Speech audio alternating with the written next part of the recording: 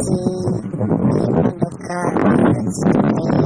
igitoro muri komine Mukazana Ntanga aho twashoboye guca imodoka nyinshi zirindiriye igitoro ariko kugeza isaha 11:45 ico gitoro hose nta na hamwe cari bwashike. Izo modoka zitonze uko barindiriye, bamwe basinziriye. Ni ukuvuga nk'aho twashoboye guca kuri sitasiyo RNA Nyakabiga, sitasiyo aho bita kwa Ntisezerana, sitasiyo Kobire Mutanga Side, sitasiyo City Oil Kigobe, sitasiyo Interpetrol iri kuri Gapinoro mu Kamenge. Aho hose imodokari ziratonze, ndetse no haruguru yaho kuri limitere, aho bita kuri limitere ni mu Kamenge nyene, aho hose imodokari zari zitonze zirindiriye ico gitoro.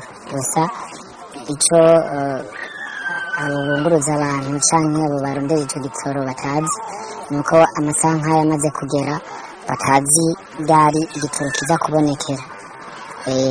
Bararindiriye, barindira batazi iyo kizanana, kuko icyo twabonye cyo ni kimwe, nuko hari amamodoka ziriya kamyo siterne zazanye igitoro, mugabo iyo kiriko kiraja ntawuhazi.